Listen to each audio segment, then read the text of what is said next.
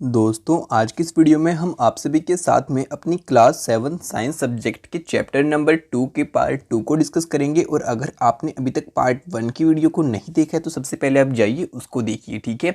और अगर आपने चैप्टर 1 की वीडियो को उसको भी नहीं देखा है तो आप उन्हें भी जाके देख सकते हैं, लेकिन चैप्टर जो हमारा पार्ट 1 था उसकी आपको वीडियो देखना मस्ट है। तो चलो आज हम स्टार्ट करने वाले हैं हमारी एक्टिविटी 2.3 से। यहाँ पे आपको बोलता है take 2 test tubes label A and B. कहते हैं कि आप कोई 2 टेस्ट ट्यूब लो, ऐसे जैसे आपको दिखा रखी है, और एक को तो बोलो ए, दूसरी को बोलो बी, ठीक है। उसके बाद बोलता है in test tube a put 1 teaspoon full of boiled rice. कहते हैं कि आप एक काम करो, जो आपकी टेस्ट ट्यूब नंबर 1 है ना उसके अंदर आप अपना 1 टीस्पून किसका डालो, आपका बॉइल्ड राइस का, यानी कि आपके उबले हुए चावल। In test tube B keep 1 teaspoon of boiled rice after chewing it for 3 to 5 minutes. अब कहते हैं कि जो आपकी टेस्ट ट्यूब बी है ना उसके अंदर आपको क्या करना है कि आपको उबले हुए राइस को थोड़ा सा लेना है, अपने मुंह के अंदर चबाना है 2 से 3 मिनट या फिर 4 मिनट के लिए, फिर उसको डाल के उसको टेस्ट करने की कोशिश करनी है, ठीक है। अब बोलता है add 3 to 4 ml of water in both the test tube. उसके बाद आपको 3 से 4 ml पानी डालना है दोनों की दोनों टेस्ट ट्यूब्स के अंदर। Now pour 2-3 drops of iodine solution in each test tube and observe। और उसके बाद आपको क्या करना है कि आपको 2-3 बूंदे आपके आयोडीन सॉल्यूशन की उसके अंदर डालनी है और फिर उसको ऑब्जर्व करना है, उसको देखना है। Why is there a change in the colour in the test tube. तो जो आपकी टेस्ट ट्यूब थी वहाँ पे कलर चेंज क्यों हो गया। Discuss the result with your classmate and your teacher. तो जो भी आपका रिजल्ट आया आप उसको अपने क्लासमेट्स के साथ में, अपने फ्रेंड्स के साथ में, यानी कि उनके रिजल्ट से मिला के देखो या फिर अपने टीचर से इसके बारे में डिस्कस करो। This saliva breaks down the starch into sugar. और यहाँ से आपको क्या बात सीखने को मिलती है कि जो आपका सलाइवा होता है, यानी कि जो हमारे मुंह के अंदर हमारा थूक होता है, वो क्या कर देता है कि जो हमारा स्टार्च होता है उसको क्या बना देता है, शुगर के अंदर ब्रेक कर देते हैं। तो इससे बेसिकली हमें क्या बात समझ में आती है, हमारे स्टार्च यानी कि जो हमारा सलाइवा होता है उसका क्या काम रहता है, हमारे स्टार्च को शुगर के अंदर चेंज करना, ठीक है। तो बाकी इस एक्टिविटी को आपको थोड़ा बहुत मैं समझा देता हूँ। यहाँ पे ये तो आपकी आयोडीन की ड्रॉप डाल रहा है, ये पानी इसके अंदर मिला दिया है। यहाँ पे आपके उबले हुए चावल हैं और ये वो वाले चावल हैं जो कि आपने चबा कर डाले हैं उबले हुए, ठीक है। तो अब आगे बोलता है the tongue is a fleshy muscular organ attach at the back of the floor of the buccal cavity. अब यहाँ पे कहते हैं कि जो हमारी जीभ होती है, आपकी टंग होती है आपके माउथ के अंदर, वो आपके बक्कल कैविटी से अटैच होती है बिल्कुल एंड में। It is free at the front end can be move in all direction. और कहते हैं कि जो आपका इसका सामने वाला साइड होता है आपकी जीभ का, ये बिल्कुल फ्री होता है और किसी भी डायरेक्शन के अंदर आपका ये मूव कर सकता है। Do you know the function of the टंग। क्या आप जो हमारी टंग जीभ होती है उसके फंक्शंस को जानते हो। We use our tongue for talking. जो हमारी जीभ होती है इसी का यूज़ हम करते हैं बातें करने के लिए, टॉकिंग करने के लिए। Beside it mixes saliva with the food during chewing and helps in swallowing food. अब कहते हैं कि बाकी जो हमारी टंग है वो सलाइवा मिलाने में भी, हमारे फूड के अंदर जब हम उसको चबाते हैं उसमें भी हेल्प करती है, और जो हमारा फूड होता है उसको अंदर लेने में भी हमारी बॉडी के अंदर हेल्प करती है। We also taste food with our tongue. और कहते हैं कि हम अपनी जीभ की हेल्प से ही फूड के टेस्ट को जान पाते हैं और टेस्ट को जान पाते हैं। It has taste buds that detected different taste of food. कहते हैं कि जो हमारी जीभ होती है इसके ऊपर बहुत सारी आपकी टेस्ट की जो बर्ड्स होती हैं जो डिटेक्ट करती हैं कि आपके फूड का टेस्ट कैसा है। We can find out the position of the taste bud by the following activity. अब कहते हैं कि हम चलो लोकेशन फाइंड आउट करने की कोशिश करते हैं कि जो हमारी टेस्ट बर्ड कौन सी कहाँ पर है इस एक्टिविटी के अंदर, ठीक है। उसके बाद आपको बीच में यहाँ पे एक बात और बोलते हैं स्वीट्स एंड द टूथ टीके, यानी कि अगर जो मीठा होता है उससे आपके दांत कैसे खराब हो जाते हैं। अब यहाँ पे आपको दांतों के बारे में बताएगा, फिर बताएगा कि जो आपकी टंग होती है वहाँ पे कैसे कैसे आपकी अलग अलग टेस्ट की आपकी बर्ड्स रहती हैं। तो चलो फटाफट से इसको डिस्कस करते हैं। यहाँ अब बोलता है normally bacteria are present in our mouth but they are not harmful to us. बोलते हैं कि जो आपका माउथ होता है, हमारा माउथ होता है, उसके अंदर वैसे तो बैक्टीरिया प्रेजेंट होती हैं लेकिन वो हमारे लिए ज़्यादातर हार्मफुल नहीं रहती। However, if we do not clean our teeth and mouth after eating, many harmful bacteria also begin to live and grow in it। अब यहाँ पे कहते हैं कि जब कभी भी आप खाना खाते हो या कोई भी चीज़ पीते हो, खाते हो, कुछ भी करते हो अपने माउथ के साथ में, और उसके बाद अगर आप अपने माउथ को वॉश नहीं करोगे अच्छे से या फिर ब्रश वगैरह नहीं करोगे तो आपके माउथ के अंदर कुछ हार्मफुल बैक्टीरिया आना स्टार्ट हो जाएंगे और फिर वो वहीं पे रहेंगे और वो जर्मिनेट भी हो सकती हैं। This bacteria break down the sugar present from the left over food and release acid. वो बैक्टीरिया बेसिकली क्या करती हैं कि जब आपने खाना खा लिया तो उसके बाद थोड़ा बहुत खाना आपके माउथ के अंदर बच जाता है, फिर उस खाने की वो शुगर होती है ना, उसको क्या करते हैं, वो ब्रेक डाउन करते हैं उसको एसिड्स के अंदर, और फिर बाद में वो एसिड निकालना स्टार्ट कर देते हैं उसको, ठीक है। उसके बाद कहते हैं the acid gradually damage the teeth, और फिर साथ में जो आपके दांत हैं उनको भी वो ख़राब करना स्टार्ट कर देती हैं। This is called the tooth decay, और इसी को हम कहते हैं हमारे दांतों का ख़राब होना। If it is not treated in time, it cause several tooth ache and in extreme cases result in the tooth loss। अब कहता है कि अगर हम इनको रिमूव नहीं करेंगे या फिर अपने दांतों को साफ़ नहीं रखेंगे, अपने मुंह को साफ़ नहीं रखेंगे, तो क्या हो सकता है कि जो आपके दांत हैं वो ख़राब भी हो सकते हैं, और बहुत टाइम बाद तो अगर आप उसको नहीं क्लीन करते और आपकी जो सिचुएशन है बहुत ज़्यादा क्रिटिकल हो जाती है, तो आपके जो दांत हैं वो खो भी सकते हैं, यानी कि आपके दांत ऑटोमेटिक टूट भी सकते हैं। Chocolate, sweets, soft drinks and the other sugar products are the major culprits of the tooth decay. अब यहाँ पे कहते हैं कि जैसे आपकी चॉकलेट हो गई, आपके कुछ यहाँ पे शुगर्स वगैरह हो गई, और भी बहुत सारी जो आपकी मीठी चीज़ें रहती हैं ना, वो आपके दांतों के सबसे ज़्यादा दुश्मन रहती है, क्योंकि यार उनके अंदर आपकी शुगर रहती है, ठीक है। और उसी का यूज़ वो बैक्टीरिया करते हैं किसके लिए, आपके एसिड्स को बनाने के लिए। Therefore, one should clean the teeth with a brush or datul and the dental floss, a special strong thread which is moved between two teeth to take out trapped food particle at least twice a day and rinse the mouth after every meal। अब यहाँ पे आप सभी को क्या कहना चाहता है वो बोलते हैं, तो इसलिए हमें क्या करना चाहिए कि जो हमारे दांत हैं उनके ऊपर ब्रश करनी चाहिए डेली, साथ में हम अपने दातुन वगैरह भी कर सकते हैं, और हमें कोई धागा आता है वो लेके आना चाहिए जो कि हमारे दांतों के बीच में उसको चला के उससे जो हमारा खाना बच जाता है ना थोड़ा बहुत बाद में खाना खाने के बाद, तो उसको निकाल देना चाहिए। और साथ में फिर बोलते हैं कि जो आपका फूड जो बच जाता है वो निकल जाएगा, और आपको खाना खाने के बाद कुल्ला वगैरह पक्का करना चाहिए। Also, one should not put dirty fingers or any unwashed object in the mouth। और हमें इस बात का भी ध्यान रखना चाहिए कि भाई जो हमारे अगर हाथ गंदे हैं तो हम उसको मुंह के अंदर ना लेके जाएं। साथ में एक बात और बताते हैं कि अगर आपने अपने हैंड वॉश नहीं कर रखे हैं तो उनको भी माउथ के अंदर नहीं लेके जाना है। अब यहाँ पे आपको दिखाते हैं कि जैसे ये हो गया आपका टीथ सेफ, ऐसे वो बैक्टीरिया यहाँ पे ख़राब करना स्टार्ट करता है, जैसे आपको यहाँ पे दिखा रखा है जो वाइट पार्ट अंदर जाना स्टार्ट हो रखा है, और फिर क्या होता है थोड़ा सा वो और अंदर चला जाता है, फिर आपको बिल्कुल ऐसे दांत को ख़राब कर देता है। अब यहाँ पे दिखाता भी है gradually decay of the tooth. तो इन फिगर्स को देख के आप इस बात को ईजिली समझ सकते हैं। तो चलो फटाफट से अब आगे बात करते हैं। अब बोलता है sometime when you eat in hurry, talk और laugh while eating, you may cough, get hiccups और a choking sensations. This happens When food particles enter the windpipe। अब यहाँ पे आप सभी को कहते हैं कि आप सभी बहुत बार जब खाना खाते हो तो आप हंसते हो या फिर आप मान लो किसी के साथ बातें कर रहे हो, तो क्या हो जाता है कि आपको खांसी वगैरह उठना स्टार्ट हो जाती है, या फिर आपके साथ बहुत बार कुछ अजीब सी आपको यहाँ पे फीलिंग होती है अंदर में। तो वो किस लिए होती है, क्योंकि जो आपका खाना होता है ना वो आपकी जो विंड पाइप होती है, जो आपकी सांस लेने की पाइप होती है, उसके अंदर चला जाता है आपकी बॉडी के अंदर, ठीक है। तो आपको यहाँ पे ये बात समझा रहा है। उसके बाद बोलता है the wind pipe carry air from the nostrils to the lungs. कहता है कि जो आपकी विंड पाइप है ना उसका काम क्या रहता है कि आपकी नोज़ से आपकी हवा को लेके आपके फेफड़ों तक, आपकी लंग्स तक पहुंचाना। It runs adjacent to the food pipe. कहते हैं कि जो आपकी फूड पाइप होती है ये बिल्कुल उसके साथ साथ में आपकी चलती है। But inside the throat air and food share a common passage. कहता है कि जो हमारा माउथ होता है उसके अंदर क्या रहता है बेसिकली कि जो आपका खाना होता है और साथ में आपकी विंड पाइप होती है, दोनों के दोनों एक ही यहाँ पे आपका जो कॉमन स्टोरेज है वो रखते हैं। Then how is food prevent from entering the wind pipe. तो अब आपके माइंड में क्वेश्चन आया होगा कि जो हमारा भाई फूड है वो विंड पाइप में क्यों नहीं जाता, हम खाते हैं या फिर बातें करते हैं या फिर हम हंसते खेलते हैं खाना खाते टाइम, तभी क्यों जाता है बहुत बार। During the act of swallowing a flap like valve close the passage of the wind pipe. यहाँ पे बताते हैं कि जब कभी भी आप खाना वगैरह खाते हो तो आपके एक फ्लैक लाइफ का कोई वेल्व वहाँ पे आ जाता है जो कि क्लोज कर देता है आपकी विंड पाइप को सर्टेन टाइम के लिए, और जिससे कि आपका जो फूड होता है वो विंड पाइप के अंदर नहीं जा पाता। And guides the food into the food pipe, और आपका जो फूड होता है सीधा फूड पाइप के अंदर जाता है। If by chance food particles enter the wind pipe we feel choked. और कहते हैं कि बाई चांस अगर मानो थोड़ा बहुत चला भी जाता है तो जब भी हमें चोक फील होने लगता है और हमें हिचकियाँ वगैरह भी और बहुत बार खांसी वगैरह भी आना स्टार्ट हो जाती है, तब आपको पता होगा कि बहुत बार पानी हम वगैरह लेते हैं फिर स्टार्टिंग में, ठीक है। तो अब ये है आपकी टंग की इमेज, यहाँ पे आपको दिखा रखी है।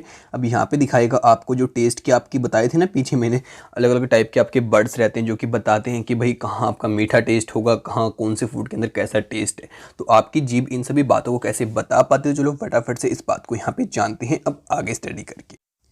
अब बारी आती है आपकी एक्टिविटी 2.4 की। इसमें बोलता है prepare a separate sample each of sugar solution, common salt solution, lemon juice and juice of the कस्ट, name leaf and the bitter gourd. आपको कहते हैं कि आप एक काम करो, इन सभी की अलग अलग सॉल्यूशन आप बनाओ। किस किस चीज़ का? एक तो हो गया आपका कॉमन सोल्ट का, साथ में आपकी चीनी यानी कि शुगर का सॉल्यूशन, साथ में आपका जो लेमन जूस होता है यानी कि नींबू पानी उसका आपका सॉल्यूशन बनाओ, साथ में जो आपका जूस होता है आपके जैसे नीम के पत्तों का जूस हो गया उसका सॉल्यूशन बनाओ, ठीक है। और फिर क्या करो, blindfold one of your classmates and ask her him to take out the tongue and keep it in a straight and flat position. फिर अपने किसी फ्रेंड को बोलो कि भाई आप एक काम करो, अपने जीभ को कुछ टाइम के लिए बाहर निकालो और बाहर ही रखना, ठीक है। Use a clean toothpaste to put the above samples one by one on different areas of the tongue as shown in the figure 2.6। उसके बाद बोलते हैं कि सबसे पहले फिर आपको क्या करना है, जो भी आप ब्रश लेके आओ इस काम को करने के लिए वो आपकी बिल्कुल क्लीन और साफ़ होनी चाहिए, ठीक है। फिर आपको क्या करना है, इन सभी सॉल्यूशंस को जीभ के ऊपर लगाना है जैसे कि आपको पीछे फिगर के अंदर दिखाया था। Use a new toothpick for the each sample, और आपको हर एक सैंपल को पुट करने के लिए जीभ के ऊपर आपको नए नए ब्रश की ज़रूरत होगी। Ask the classmate which area of the टंग को डिटेक्ट द स्वीट, सोल्ट, सोर एंड द बिटर सब्सटेंस। और फिर अपने क्लासमेट से, अपने फ्रेंड से पूछो कि भाई कहाँ पे आपको कौन सी चीज़ फील हो रही है, यानी कि कहाँ पे आपको मीठा लग रहा है, कहाँ पे आपको नमकीन लग रहा है, कहाँ पे आपको चरचरा लग रहा है और कहाँ पे आपको थोड़ा बहुत खट्टा मीठा लग रहा है। तो सारी बातें उससे आप पूछो। Now write down your observations and label, और अपनी ऑब्जर्वेशंस को फिर आप लिखो इस और उनको बताओ कि भाई कैसा कहाँ पे फील हो रहा है उसको। Repeat the activity with the other classmates, और बाकी क्लासमेट्स के साथ भी आप अपनी इस एक्टिविटी को दोहरा के देख सकती हैं। तो आपको बेसिकली ऐसे कुछ यहाँ पे करना होगा, ठीक है, जो इस फिगर के अंदर आपको दिखाया है। अब आगे आपको बोलता है दी फूड पाइप ओसोफेगस। जो आपकी फूड पाइप रहती है उसका क्या काम रहता है, और उसको हम बोलते हैं oesophagus. The swallowed food passes into the food pipe or esophagus. Look at the figure 2.2. The food pipe runs along the neck. अब यहाँ पे कहते हैं कि जो भी हम अपने खाने वगैरह को चबा लेते हैं उसके बाद हम अंदर निगल लेते हैं तो वो जाता है आपका फूड पाइप के अंदर, जिसको हम बोलते हैं ओसोफेगस। और जो आपकी फूड पाइप होती है वो आपकी गर्दन के साथ साथ में नीचे जाती है। एंड द चेस्ट, उसके बाद food is pushed down by the movement of the wall of the food pipe. अब यहाँ पे कहते हैं कि जो आपका फूड होता है ना आपकी फूड पाइप के अंदर, वो आपकी फूड पाइप जो मूवमेंट करती है अंदर से उसकी हेल्प से नीचे जाता है और आपकी कहाँ पे पहुँच जाता है, फिर स्टमक के अंदर। Actually this movement take place throughout the alimentary canal and push the food downwards. और कहते हैं कि जो आपकी ये मूवमेंट बताई ना कि भाई फूड को नीचे ले जाने की मूवमेंट, ये जस्ट आपकी ओसोफेगस यानी कि आपकी जो फूड पाइप है इसी के अंदर नहीं होती, जबकि जो आपकी पूरी एलिमेंट्री कनाल है इस पूरी की पूरी अंदर होती है। At times the food is not accepted by our stomach and it vomit out. कहते हैं कि फिर उसके बाद बहुत बार ऐसा भी हो जाता है कि जो हमारा स्टमक होता है वो फूड को एक्सेप्ट नहीं करता, तो क्या हो जाती है, हमें उल्टी आ जाती है, वॉमिटिंग हो जाती है।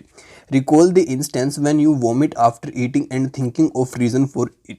यहाँ पे कहते हैं कि आप उस बात को याद करो कि आपने खाना खाया उसके बाद आपको जस्ट उल्टी आ गई, तो क्यों आई आपको उल्टी और आपने क्या ऐसी चीज़ें वहाँ पे खाई थी। Discuss with your parents and teacher, इस बात को आप अपने पेरेंट्स और टीचर के साथ में भी डिस्कस कर सकती हैं। आगे पहेली बोलती है, Paheli wants to know how food moves in the opposite direction during vomiting. Paheli इस बात को जानना चाहती है कि भाई जो हमने फूड खाया तो वो हमारा उल्टी डायरेक्शन में कैसे जा सकता है, जबकि हमारी डायरेक्शन तो नीचे की साइड होती है। तो ये भी एक इंटरेस्टिंग क्वेश्चन है, आप इसका आंसर ढूंढ सकते हैं और मेरे को भी बता सकते हैं। बाकी चलो अब हम आगे स्टडी करते हैं। तो आगे हमें बताता है हमारे स्टमक के बारे में, दी स्टमक। तो चलो इसको स्टडी करते हैं। बोलता है the stomach is a thick wall bag, its shape is like a flattened J. कहते हैं कि जो आपका स्टमक होता है ना, इसकी जो आपकी वॉल्स होती हैं यानी कि जो दीवार टाइप आपका मतलब कि इसकी आउटर लेयर रहती है वो आपकी थोड़ी थिक होती है, थोड़ी मोटी होती है और ये आपका बैग के जैसा दिखता है। और जो इसकी शेप होती है वो आपकी जे के जैसे रहती है, लेकिन जो आपका जे है वो थोड़ा फ्लैटन यहाँ पे होना चाहिए।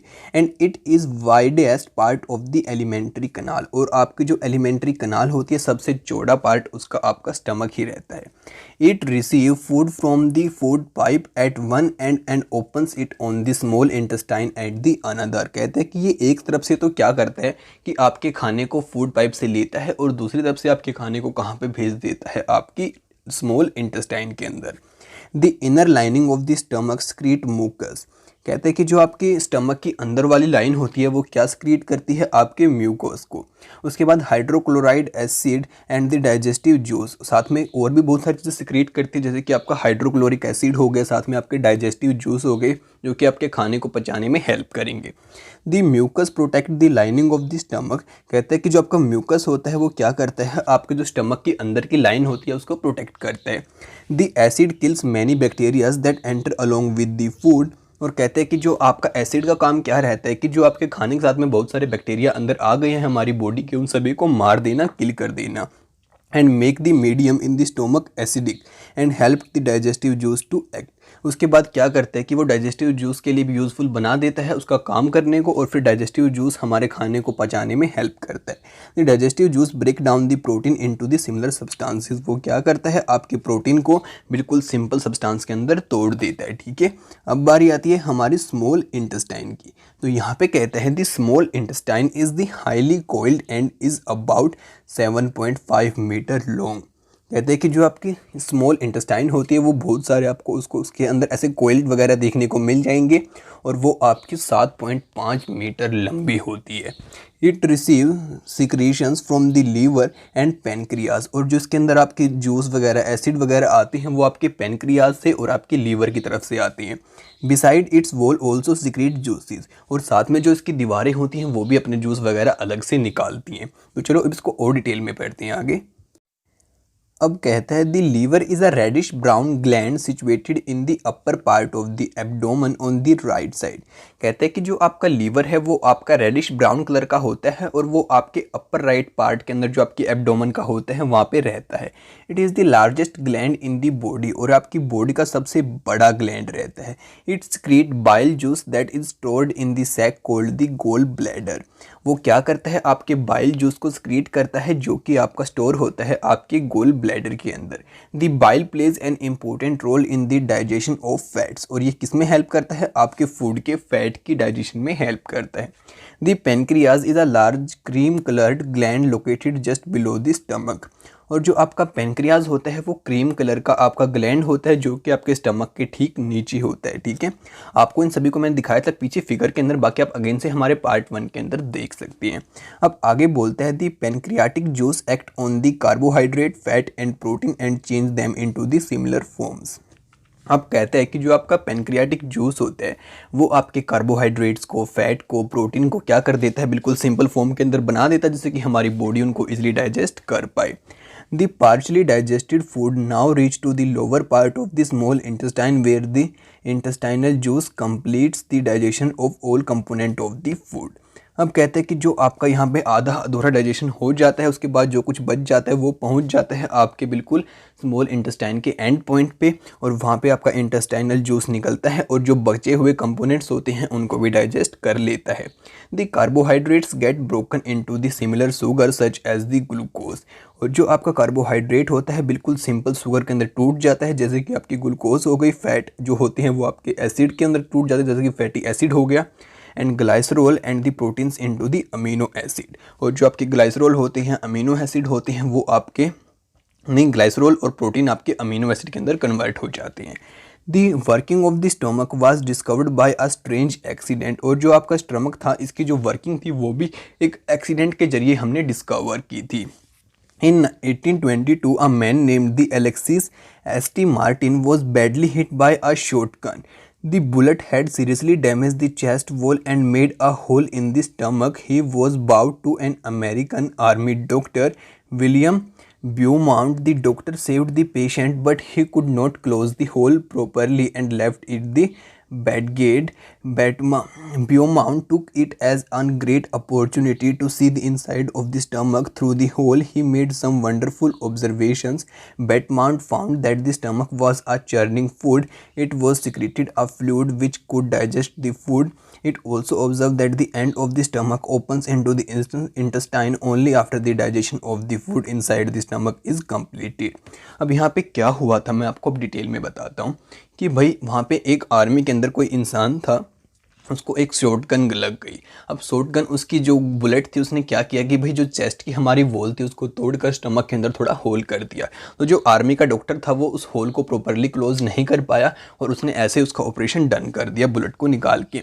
फिर यार उसी की हेल्प से बाद में डॉक्टर क्या कर पाया, उस चीज़ को और डिटेल में स्टडी कर पाया और उसको पता लगा कि जो हमारा स्टमक होता है उसके अंदर कैसे हमारा फूड जो है वो डाइजेस्ट होता है, उसके बाद जो हमारा फूड स्मॉल इंटेस्टाइन के अंदर जाता है। और ऐसे हम सभी को पता चला कि जो हमारा स्टमक है वो कैसे काम करता है, फिर जो हमारे स्मॉल इंटेस्टाइन है उसके अंदर क्या चीज़ें होती हैं। तो यार ये एक एक्सीडेंट था और एक्सीडेंट के जरिए ये चीज़ हमारी डिस्कवर हुई थी। आपको बस यही बात यहाँ पे बताना चाहता है। अब उस मैन का भी नाम आपको यहाँ पे दिया है और डॉक्टर का भी नाम आपको यहाँ पे दिया है। चलो अब आगे बात करते हैं और आगे समझते हैं फटाफट से। अब यहाँ पे कहता है Alexis ST. Martin shotgun wound. अब यहाँ पे जो था ना स्टमक होता है हमारा और यहाँ पे लगी थी उसको शॉटगन। अब बोलता है absorption in the small intestine, जो आपकी स्मॉल इंटेस्टाइन होती है यहाँ पे कैसे आपकी एब्जॉर्प्शन प्रोसेस जो वर्क करती है। The digested food can now pass into the blood vessel in the wall of the intestine. अब कहते हैं कि जो आपका खाना हमारा पच जाता है स्टमक के अंदर, अब वो क्या होता है कि आपकी जो ब्लड वेसल्स होती हैं आपकी इंटेस्टाइन के अंदर वहाँ पे चला जाता है। This process is called the absorption, और इसी प्रोसेस को हम क्या कहते हैं, एब्जॉर्प्शन कहते हैं। The inner walls of the small intestine have thousand of finger like our growths. कहते हैं कि जो आपकी स्मॉल इंटेस्टाइन होती है ना, आपकी मानो ये स्मॉल इंटेस्टाइन तो फिंगर जैसी आपकी बहुत सारी ऐसी निकली होती हैं। क्या निकली होती हैं, आपकी आउट ग्रोथ्स, और ये क्या करती हैं आपके फूड को एब्जॉर्ब कर लेती हैं आपके सिंपल सब्सटेंसेस के टूटने के अंदर के बाद में। These are called the villi, उनको हम क्या बोलते हैं, विली बोलते हैं, singular villus. Can you guess what the role of the villi could be in the intestine. क्या आपको लगता है कि जो रोल रहता होगा इन विलीज का आपकी इंटेस्टाइन के अंदर। The villi increase the surface area for absorption of the digested food. तो देखा ये क्या करती हैं, सरफेस एरिया इंक्रीज कर देती हैं और इससे आपका फूड जो है जल्दी क्या हो पाता है, डाइजेस्ट हो पाता है। जो आपका फूड डाइजेस्ट हो गया था उसको एब्जॉर्ब कर लेती हैं। Each villus has a network of thin and small blood vessels close to the its surface. अब कहते हैं कि जो आपकी विली होती है ना, इसका बिल्कुल क्लोज कॉन्टैक्ट होता है सरफेस के साथ में, जो कि ब्लड वेसल्स की होती है आपकी। The surface of the villi absorb the digested food material. कहते हैं कि जो आपकी विली होती है वो आपके डाइजेस्टेड फूड मटेरियल को क्या करती है, एब्जॉर्ब करती है। The absorbed substance are transported via the blood vessel to the different organ of the body where they are used to build complex substances such as the protein required by the body. अब यहाँ पे बोलते हैं फिर क्या होता है कि जो आपके ब्लड के अंदर जाने के बाद विली की हेल्प से आपका जो फूड है अलग अलग पार्ट्स के अंदर बॉडी के पहुंच जाता है, जहां कहीं भी इसकी रिक्वायरमेंट होती है, और हमारे क्या पहुंच जाता है, ऐसे पार्ट्स के पास पहुंच जाता है जो कि इसको लेके हमारे कॉम्प्लेक्स सब्सटेंस बनाते हैं, जैसे कि प्रोटीन बनाते हैं, जो कि हमारी बॉडी को रिक्वायरमेंट होती है। This is called the assimilation. इस प्रोसेस को हम क्या कहते हैं, assimilation. In the cell glucose break down with the help of oxygen into carbon dioxide. अब कहते हैं कि जो हमारा सेल होता है उसके अंदर जो हमारा ग्लूकोज होता है वो कैसे टूटता है, हमारे ऑक्सीजन की हेल्प से टूटता है, और फिर जो हमारी कार्बन डाइऑक्साइड होती है उसको निकाल देता है। And water and energy is release, फिर साथ में जो हमारी कार्बन डाइऑक्साइड और पानी और जो हमारी एनर्जी है वो रिलीज होती है। The food that remains undigested and absorbed enter into the large intestine. और फिर जो हमारा खाना बच जाता है जो कि नहीं पचता उसको कहाँ पे भेज दिया जाता है, आपकी लार्ज इंटेस्टाइन के अंदर। तो अब बात आती है हमारी लार्ज इंटेस्टाइन की। चलो फटाफट से इसके फंक्शंस को भी यहाँ पे सीखते हैं और इसके बारे में भी कुछ बातें यहाँ पे जानते हैं फटाफट से। अब बोलता है the large intestine is wider and shorter than the small intestine. It is about 1.5 metre in length. It function is to absorb water and some salt from the undigested food material. The remaining waste passes into the rectum and remains there as semi-solid feces. The fecal matter is removed through the anus. From time to time it is called the ejection. अब यहाँ पे आप सभी को क्या कहता है कि जो आपकी लार्ज इंटेस्टाइन होती है वो थोड़ी चौड़ी होती है और थोड़ी छोटी होती है as compared to your small intestine, और बताता है कि इसकी 1.5 मीटर के आसपास आपकी लेंथ रहती है। साथ में ये क्या करती है कि जो आपका अनडाइजेस्टेड फूड बच जाता है उससे कुछ आपके जो वाटर होता है, कुछ साल्ट्स होता है, उनको एब्जॉर्ब कर लेती है। फिर उसके बाद क्या करती है, इसको रेक्टम के पास भेज देती है। जो रेक्टम होता है वहाँ पे आपका सेमी सॉलिड आपके फिजिकल पार्ट रहते हैं, और जब का फिर फिकल मैटर बिल्कुल बाद में आपका फूड बच जाता है, उसके अंदर कुछ भी नहीं बचा होता, उसको रिमूव कर देते हैं आपके एनस के जरिए टाइम टू टाइम, और इस प्रोसेस को हम क्या कहते हैं, इजेक्शन। ठीक है। 2.3 डाइजेशन इन ग्रास ईटिंग एनिमल। उसके बाद कहता है कि 2.3 digestion in the grass eating animal. अब आपका जो नेक्स्ट टॉपिक आता है उसके अंदर बताएगा कि आपको जो आपके जानवर घास वगैरह खाते हैं वो कैसे अपने फूड को डाइजेस्ट करते हैं। Have you observe cow, buffalo and the other grass eating animal chewing continuously even when they are not eating. आपने बहुत बार इस बात को देखा हुआ कि जो आपके जानवर होते हैं जो कि घास वगैरह खाते हैं वो अपने मुंह को बार बार चलाए जाते हैं, जबकि वो खाना भी नहीं खा रहे होते उस टाइम पे, तभी भी चलाते हैं। अगर आपने नहीं देखा तो देखना इस बात को। Actually they are quickly swallow the grass and store it in a part of the stomach called rumen. अब यहाँ पे बताते हैं कि बेसिकली वो करते क्या है कि फटाफट से अपनी ग्रास को खा लेती हैं, फिर एक रूमन नाम का उनके स्टमक के अंदर पार्ट होता है, वहाँ पे वो उसको स्टोर कर लेती हैं। Here the food gets partially digested and it is called cud. वहाँ पे क्या होता है कि जो उनका फूड होता है ना वो पार्शली डाइजेस्ट होता है, यानी कि पूरा डाइजेस्ट नहीं होता है, आधा अधूरा डाइजेस्ट हो जाता है, और उसको हम फिर क्या बोलते हैं, कट। ठीक है। अब बोलता है but later the cud return to the mouth in a small lumps and the animal chews it. The process is called the rumination and these animals are the called ruminants. अब यहाँ पे basically आपको क्या बात बताता है कि जब कभी भी जो आपके जानवर होते हैं घास खाने वाले, घास को फटाफट से खा लेती हैं, उसके बाद इनकी जो घास होती है वो आपके रूमन पार्ट के अंदर चली जाती है इनकी बॉडी की। फिर क्या होता है कि रूमन के अंदर जाने के बाद कुछ टाइम के बाद जब ये रेस्ट कर रही होती हैं तो क्या होता है कि जो उनका जो आधा अधूरा खाना जो बच गया था वहाँ पे, उसके जो बच जाता है उसको बोलते हैं कट। अब जो कट होता है वो क्या होता है, अगेन से इनके माउथ के अंदर आ जाता है, फिर क्या करते हैं इसको बार बार चबाते जाते हैं और इस प्रोसेस को ये बोलते हैं rumination and these animals are called the ruminants. और इस एनिमल्स को क्या बोलते हैं, इसलिए हम रूमिनेंट्स बोलते हैं। The grass is rich in cellulose, a type of carbohydrate. अब यहाँ पे कहते हैं कि जो आपकी घास होती है उसके अंदर जो आपका सेलुलोज होता है बहुत ज़्यादा मात्रा में होता है, ये भी आपके कार्बोहाइड्रेट की एक टाइप होती है। In ruminants like cattle, deer etcetera, bacteria present in the rumen help in the digestion of the cellulose. अब कहते हैं कि जो आपका रूमन के अंदर एक बैक्टीरिया रहता है जो कि हेल्प करता है इन जानवरों के सेलुलोज को डाइजेस्ट करने में। Many animals including humans can not digest cellulose. अब कहते हैं कि बहुत सारे एनिमल्स होते हैं जैसे कि हम ह्यूमन बीइंग भी हैं, हम सेलुलोज को डाइजेस्ट नहीं कर सकते। अब बताता है आपको डायरिया की कुछ बातें। Sometime you have experienced the need to pass watery stool frequently. This is condition is known as diarrhea. बहुत बार क्या होता है कि आप बार बार फ्रेश होने जाते हैं और कुछ वाटरी सब्सटेंस आता है, ठीक है, तो इसी प्रोसेस को यहाँ पे बताते हैं diarrhoea. It may be caused by an infection. ये आपका इन्फेक्शन के कारण हो सकता है, फूड पॉइजनिंग के कारण भी हो सकता है और इनडाइजेशन के कारण भी हो सकता है। It is very common in India particularly among children. कहते हैं कि जो हमारा इंडिया है इसके अंदर बहुत कॉमन ये चीज़ देखने को मिल जाती है और खासकर बच्चों के अंदर ज़्यादा होती है। Under several conditions, it can be fatal. This is because of the excessive loss of water. और कहते हैं कि बहुत बार तो क्या हो जाता है, हमारे लिए बहुत दिक्कत वाली बात भी ये बन जाती है क्योंकि हम बहुत सारा पानी इसकी वजह से लॉस कर देते हैं हमारी बॉडी के अंदर से। And salts from the food, और जो हमारे फूड के अंदर साल्ट होते हैं वो भी लॉस्ट होते हैं, हमारे चले जाती हैं और हमारी बॉडी उनको डाइजेस्ट नहीं कर पाती। Diarrhoea should not be neglected even before a doctor is consulted. The patient should be give plenty of the boiled and the cold water with a pinch of salt. अब यहाँ पे कहता है कि अगर आपको पेशेंट को डॉक्टर के पास भी लेके जाना है तो उससे पहले भी आप उसको बहुत सारा पानी पिला सकती हैं, उसको वहाँ पे पानी के अंदर नमक वगैरह मिला के भी दे सकती हैं और चीनी वगैरह भी वहाँ पे मिला सकती हैं। This is called the oral rehydration solution. उसको हम ओरल रिहाइड्रेशन सॉल्यूशन भी बोलते हैं या फिर ORS उसको हम बोलते हैं, ठीक है। तो चलो अब हम आगे बात करते हैं। तो आगे बोजो बोलता है, Boojho wants to know why we can not digest cellulose like the cattle do. जैसे कि हमारे जो जानवर होते हैं वो अपने फूड को डाइजेस्ट कर लेते हैं, तो हम क्यों नहीं कर पाते भाई सेलुलोज को डाइजेस्ट। अब आगे जो पहेली थी वो कहती है, Paheli wants to know why this animals can not chew food properly at the time of they take it in. और कहते कि जो आपके ये जानवर रहते हैं उसी टाइम पे अपने फूड को क्यों नहीं खा लेते जब ये पहली बार खा रहे होते हैं। तो यार ये आपको कुछ बातें हैं, कुछ क्वेश्चन हैं जिनको आपको आंसर्स को फाइंड आउट करना है और आप मेरे को भी कमेंट करके जरूर बताना इनके आंसर्स। अब आगे बोलते हैं, animals like horses, rabbit etcetera have a large sac like structure called the caecum between the oesophagus and the small intestine. अब कहते हैं कि जो आपके एनिमल्स रहते हैं यहाँ पे इनके पास ये कैसिकम नाम का आपका स्ट्रक्चर रहता है जो कि आपका कहाँ पे रहता है, ओसोफेगस और स्मॉल इंटेस्टाइन के बीच में। The cellulose of the food is digested here by the action of certain bacteria.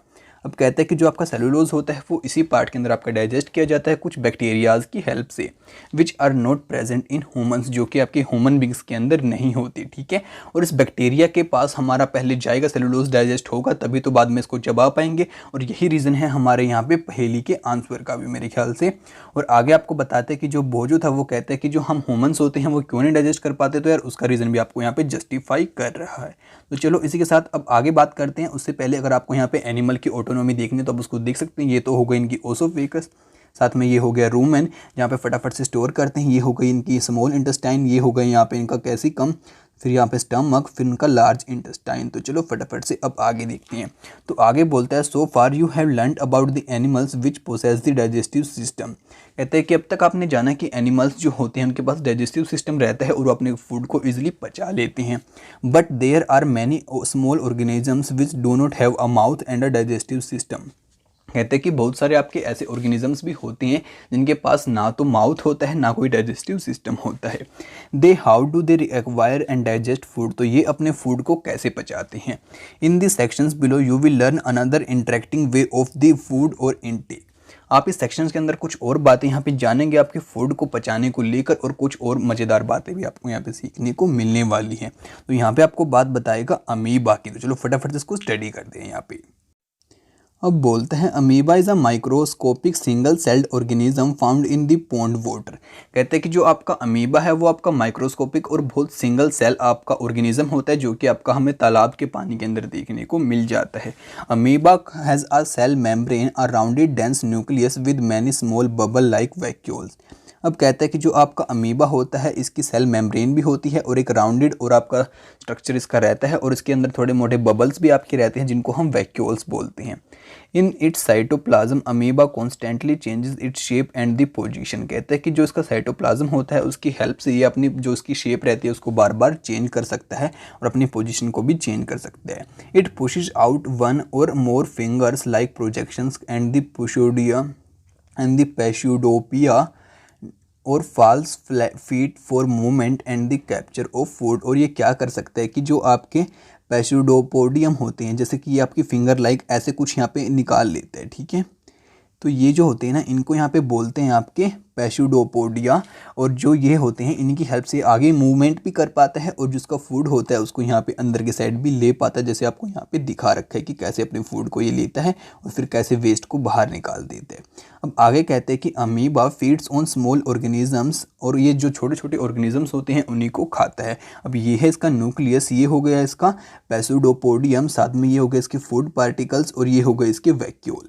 अब आगे बोलते हैं, when it sends food it pushes out pseudopodia around the food particles and engulfs it, the food becomes trapped in the food vacuoles। कहते हैं कि जब कभी भी इसको फूड अपने आसपास दिखाई देता है तो अपने ऐसे pseudopodia को बाहर निकाल लेते हैं और फूड को अंदर लेते हैं अंदर वैक्यूल्स के अंदर में। Digestive juice are secreted into the body vacuoles, they act on the food and break down it into the similar substance. उसके बाद यहाँ पे कहते हैं कि जैसे इसकी बॉडी के अंदर फूड चला जाता है उसके बाद इसके जो डाइजेस्टिव जूस वगैरह होते हैं वो बाहर आते हैं और क्या करते हैं, फूड को सिंपल सब्सटेंस के अंदर तोड़ देते हैं। Gradually the digested food is absorbed, और साथ ही बाद में वो फूड एब्जॉर्ब भी कर लिया जाता है। The absorb substance are used for the growth maintenance and the multiplications. अब कहते हैं कि उसका यूज़ ये करते हैं फिर मल्टीप्लाई होने के लिए, अपनी मेंटेनेंस के लिए, ग्रोथ के लिए। The undigested food residue of the food is expelled outside by the vacuoles, और बाद में जो अनडाइजेस्टेड फूड होता है उसको निकाल दिया जाता है पीछे के जरिए। The basic process of the digestion of the food and release of energy is the same in all animals. जो आपकी बेसिक प्रोसेस रहती है ना डाइजेशन की फूड की, सभी के अंदर सेम रहती है। In later chapter you will learn about the transport of food absorbed by the intestine and in the various parts of the body. अब जो आपके आगे चैप्टर्स आने वाले हैं उनके अंदर आप जानेंगे कि जो आपकी बॉडी होती है फूड को एब्जॉर्ब करने के बाद कैसे अलग अलग पार्ट्स के अंदर लेके जाती है, फिर वहाँ पे क्या सीन रहता है। तो ठीक है, अब यहाँ पे आपको कुछ कीवर्ड्स दे रखे हैं, मे बी आपको सभी कीवर्ड्स का मतलब यहाँ पे पता होगा। Absorption, amino acid, amoeba, assimilation, bile, buccal cavity, canine, cellulose, digestion, egestion, fatty acid, food vacuole, gall bladder, glycerol, उसके बाद इंसीजर, और साथ में आपके यहाँ पे ingestion, liver, milk teeth, molar, permanent teeth, oesophagus, pancreas, premolar, pseudopodia, ruminant, उसके बाद rumination, salivary glands, villi, saliva. ठीक है, तो चलो फटाफट से क्या करते हैं, अपने चैप्टर को समराइज कर लेते हैं और फिर एंड करते हैं आज की वीडियो। अब यहाँ पे बोलते हैं animal nutrition include the nutrient requirements, mode of intake of food and its utilization in the body. कहते हैं कि जो एनिमल का न्यूट्रिशन रहता है उसके अंदर रहते हैं कि आपके वो कैसे फूड लेते हैं, कौन से मोड के जरिए लेते हैं और कैसे उसको यूटिलाइज करते हैं हमारी बॉडी के अंदर। The human digestive system consist of the alimentary canal and the secretary gland.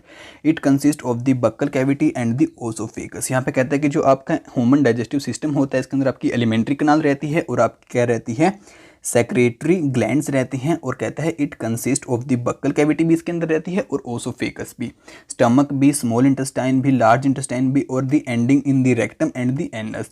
The main digestive gland which secrete the digestive juice are the salivary glands, liver हो गया और पेनक्रियाज, ये सभी चीज़ें आपके यहाँ पे रहती हैं एलिमेंट्री कनाल के अंदर और आपके पूरी डाइजेशन प्रोसेस के अंदर। The stomach wall and the wall of the small intestine also secret the digestive juice. अब यहाँ पे कहते हैं कि जो आपके स्टमक की वॉल होती हैं और इंटेस्टाइन की दोनों आपके डाइजेस्टिव जूस को बाहर निकालती हैं। The modes of feeding very in different organisms, और ये आपका अलग अलग ऑर्गेनिजम्स के अंदर वेरी भी कर सकता है। Nutrition is a complex process involving ingestion and the digestion. अब यहाँ पे कहते हैं कि जो आपका न्यूट्रिशन होता है उसका इंजेशन भी होता है, डाइजेशन भी होता है, और आपका ये कॉम्प्लेक्स प्रोसेस रहती है। Absorption, assimilation and the ejection, ये सभी प्रोसेस भी मैंने आपको अभी भी बताई थी। Digestion of the carbohydrate like the starch begin in the buccal cavity, the digestion of the protein starts in the stomach. अब यहाँ पे कहता है कि जो आपका प्रोटीन होता है इसका डाइजेशन आपका स्टमक के अंदर स्टार्ट होता है, और जो कार्बोहाइड्रेट होते हैं उनका स्टार्ट होता है बक्कल कैविटी के अंदर। The bile secreted from the liver, the pancreatic juice from the pancreas and the digestive juice from the intestinal wall and complete the digestion of the all components of the food in the small intestine. The digestion food is absorbed in the blood vessels from the small intestine। और फिर यहाँ पे यही बात बताते हैं कि जो आपके अलग अलग ऑर्गन्स होते हैं, ग्लैंड्स होते हैं, वो अपने अपने जूस को स्क्रीट करते हैं, एसिड को स्क्रीट करते हैं और हेल्प करते हैं फूड को डाइजेस्ट होने के अंदर। ये सभी बातें मैंने आपको डिटेल के चैप्टर के अंदर बता दी थी। The absorbed substance are transported to different part of the body. Water and some salts are absorbed from the undigested food in the large intestine. कहते हैं कि जो आपकी लार्ज इंटेस्टाइन होती है वहाँ पे आपका जो बचा खुचा चीज़ बच जाती है आपके फूड के अंदर, उसको भी एब्जॉर्ब कर लिया जाता है, फिर बाद में उसको रेक्टम के अंदर भेज दिया जाता है। ठीक है, The undigested and unabsorbed residues are expelled out of the body as feces and through the anus। और जो फिर बचा हुआ बिल्कुल हमारा वेस्ट बच जाता है उसको हम एनस के जरिए बाहर निकाल देते हैं। The grazing animal like cow, buffalo and the deer are known as the ruminants। और जो हमारे घास चरने वाले एनिमल होते हैं उनको हम ruminants बोलते हैं। They quickly ingest, swallow their leafy food and store it in the rumen। और ये क्या करते हैं, फटाफट से अपने खाने को खा के रूमन के अंदर स्टोर कर लेते हैं। Later the food returns to the mouth and the animal chews it the peacefully. और फिर क्या होता है कि बाद में वो फूड अगेन से इनके माउथ के अंदर आ जाता है, फिर उसको चबा चबा के बिल्कुल ये अच्छे से खा जाते हैं, फिर अगेन से उसको अंदर ले जाती हैं। Amoeba ingest it food with the help of the face, false feet or the pseudopodia. The foods is digested in the food vacuoles. अब यहाँ पे कहते हैं कि जो आपका यहाँ पे अमीबा होता है वो अपने फूड को अपने फॉल्स फीट की हेल्प से ले लेता है, जिसको हम दी पैसिडोपोडिया भी बोलते हैं, और साथ में क्या करते हैं, उसके जो फूड वैक्यूल्स रहते हैं उनकी हेल्प से उसको डाइजेस्ट कर लेता है बॉडी के अंदर। तो इसके साथ बच्चों हमारा चैप्टर यहाँ पे कंप्लीट हो जाता है। अब नेक्स्ट चैप्टर की वीडियो भी आप सभी जल्दी ही लेकर आएंगे। अगर आप उसको मिस बिल्कुल भी नहीं करना चाहते तो फटाफट से जाकर हमारे चैनल को सब्सक्राइब कर लीजिए और साथ में बेल नोटिफिकेशन को ऑन करना बिल्कुल भी मत भूलना, और इस वीडियो को फैला दीजिए अपने सभी दोस्तों से, अगर वो भी घर बैठे बैठे स्टडी कर पाएँ। तो आपसे मिलते हैं अगली वीडियो के साथ जल्दी, तब तक के लिए दोस्तों बाय बाय।